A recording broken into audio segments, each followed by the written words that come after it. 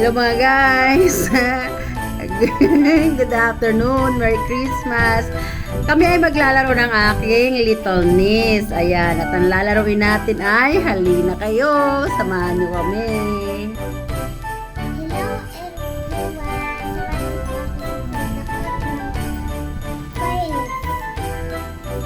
Lalaro po kami ng tita ko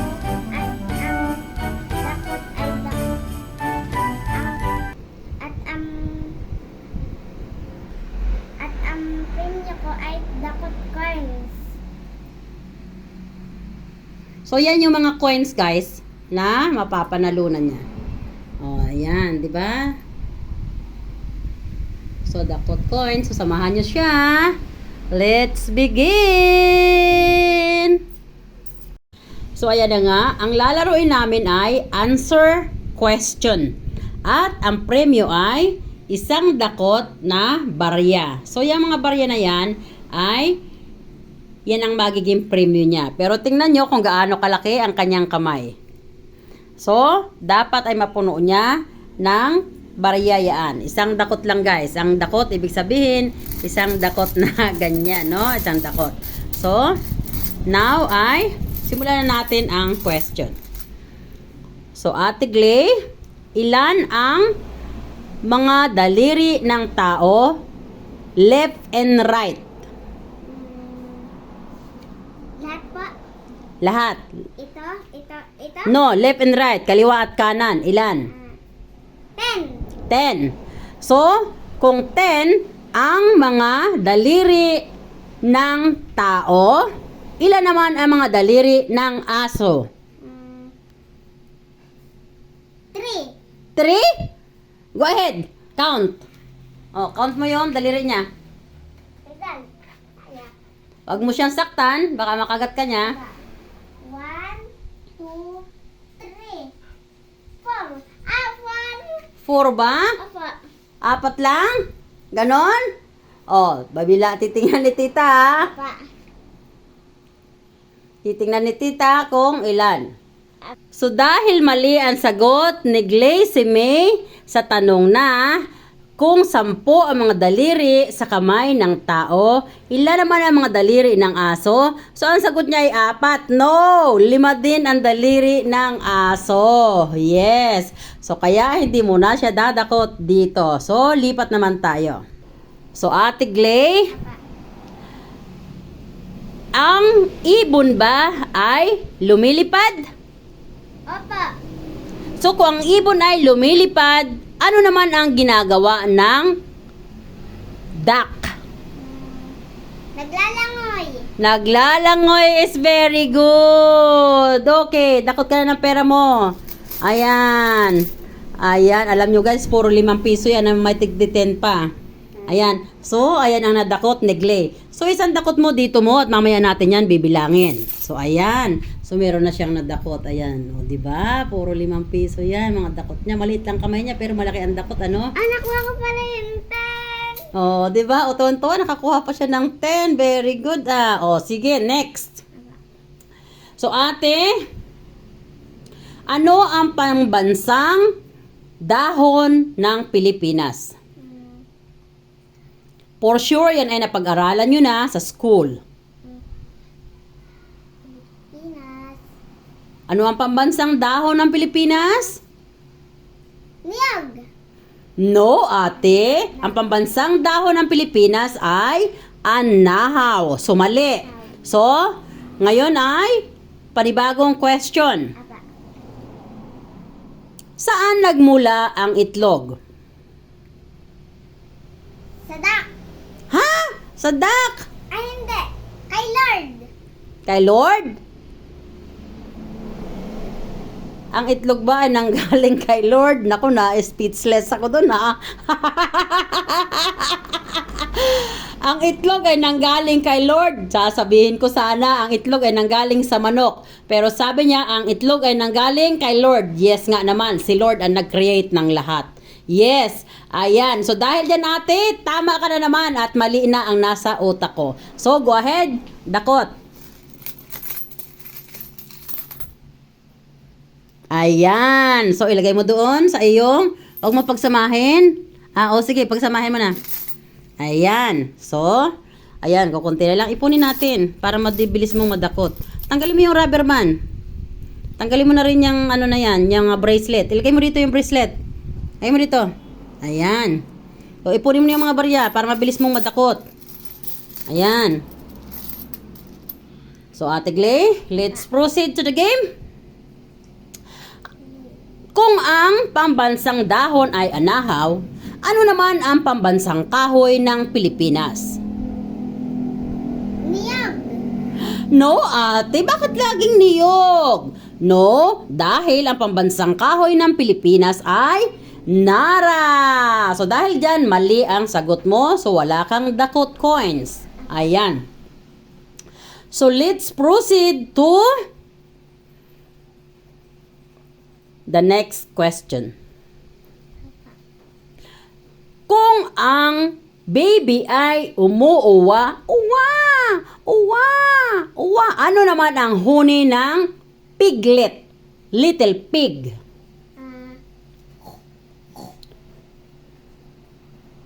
Baboy na yun eh. Hindi naman yung little pig eh. Ano ba yung little pig? Piglet, yung baby pig, bulaw. Anong huni niya? Mali ka rin ate ha, mali. Dahil ang huni ng piglet ay oink, oink, oink, oink. Oh ha, so mali. So let's proceed to the next question.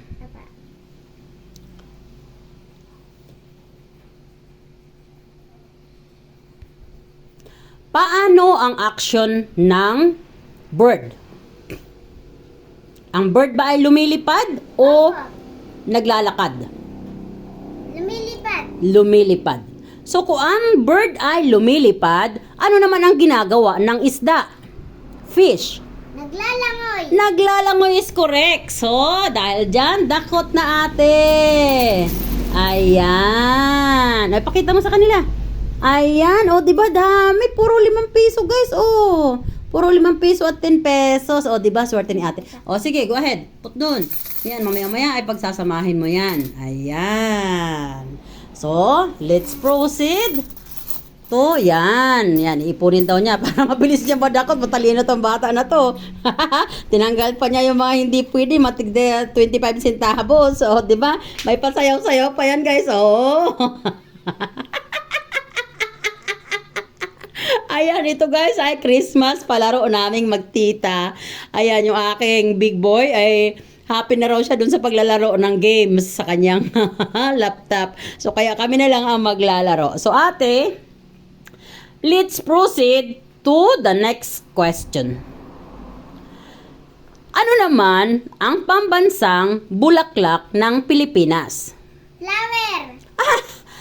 Flower, it's a common and general name. Flower ang tawag sa English ng bulaklak. Flower. Pero hindi yon ang pambansang bulaklak. Dahil ang pambansang bulaklak ng Pilipinas ay Sampaguita! Yes! Okay ate, let's proceed to the next question. So, sino ang presidente ng Pilipinas sa kasalukuyan? Si Bongbong Marcos. Uy, ang galing na bata na to! Ang galing naman! O, sabihin mo, shout out Bongbong Marcos. Baka bigyan mo, baka gusto mo akong bigyan ng gift! Ayan! Honorable kid. O, yan. Alam na alam ha. O, sige. Dakot na. O, sana makuha mo yung mga tigtitin dyan. Ang galing, ang daming dakot. Naubos na yung coins. Naubos na yung coins. O, sige. Lagay mo na doon. Ayan. O, sige. Ayan, okay. O, sige, ipunin mo ulit yan para mabilis mong madakot. Ang galing. Ay, ang galing ng bata na to. Ayan, tuwan-tuwa ako sa kanya, guys. O, di ba, talino yan eh, o. O, di ba? Iniipon niya yung mga coins para daw madali niya madakot. So, ate, bilisan mo at hahaba ang ating video. So, kung ang presidente natin sa kasalukuyan ay si Bongbong Marcos, sino naman ang presidente bago si Bongbong Marcos? Si Willie.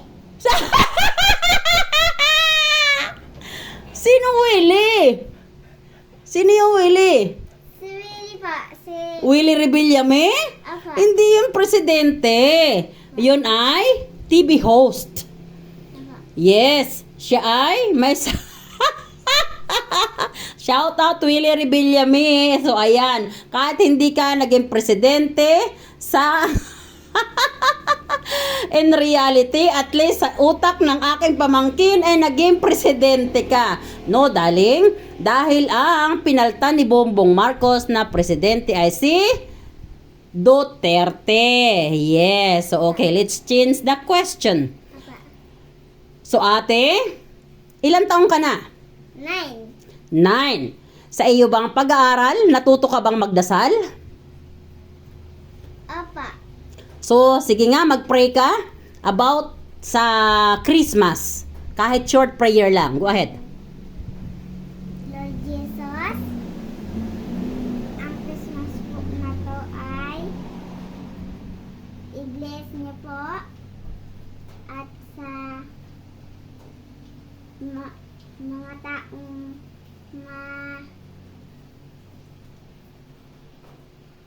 walang handa ay bigyan niyo po sila kahit kunting handa lang. Amen. Basta makakain po sila. At yung marami pong pagkain, i-bless niyo naman po. Tuluyan niyo nga rin po ang mga pambansang awit. Tulungan niyo rin po ang mga tao para sila ay masurvive sa mga kahirapan na kanilang pinagdadaanan. Amen. Ang galing naman ng bata na ito. Ayan. So, dyan nagtatapos ang aming palaro sa palaro ng tita at pamangkin. Ayan. Si Tita Wena at si Little Miss Glacy May. Ayan. So, mga guys, si Glacy May po ay nag-aaral at siya po ay anak ng aking pamangkin. Ayan, dahil Christmas naman, baka po gusto nyo siyang bigyan ng regalo. Ilalagay ko na lang po ang aking GCash number sa ating description. Salamat na muli sa inyong panonood and may God bless each of every one of you guys. God bless. Merry Christmas! Merry Christmas!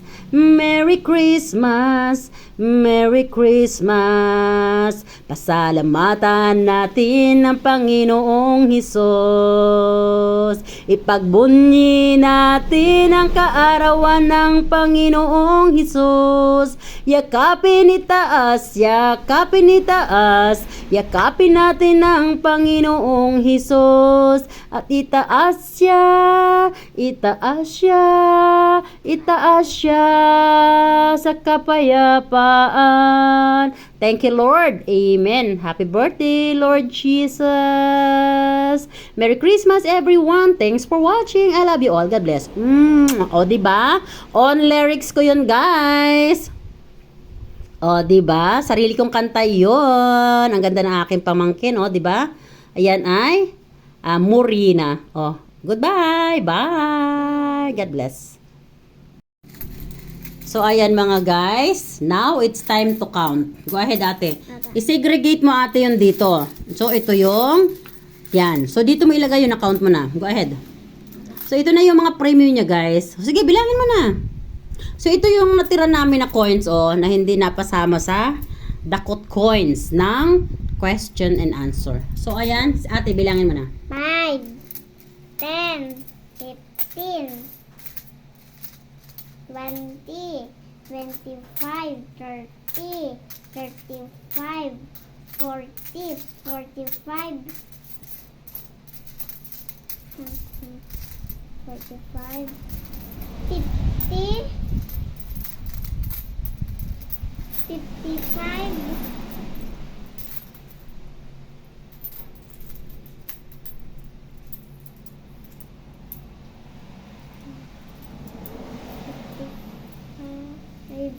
60. So, tutulungan ka ni tita magbilang ha, para mabilis. Wait, ipi-place lang natin yung camera para hindi tayo mawala.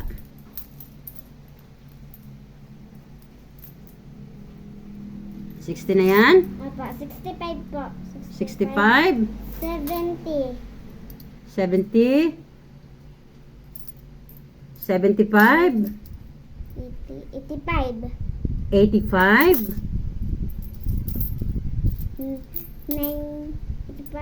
90. 90,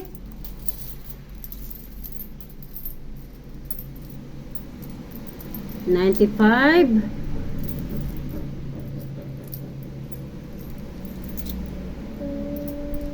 100.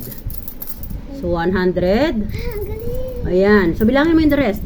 Ito ay 5, 5, 10, 11, 12, 13, 14, 15, 16, 17, 18, 19, 20, 21, 22, 23, 24, 25, 26, 27, 28, 29, 30, 31, 32, 33, 34, 35, 36, 37, 38, 39, 40, 41, 42, 43, 44, 45, 46, 47, 48, 49, 50. So this is 50 pesos, 51, 52, 53, 54. 54. O, ayan. So, naka 154 siya. So, ayan mga guys. So, ang premyo ng aking little girl sa aming question and answer, Dakot Coins, premyo ay 150 pesos. Ayan, sa apat na dakot. At tingnan nyo naman, maliit lang po ang kanyang mga kamay sa pagdakot. Ayan. Pero, maliit man yan, tingnan nyo naman, naka 150 coins siya na dakot. Ayan.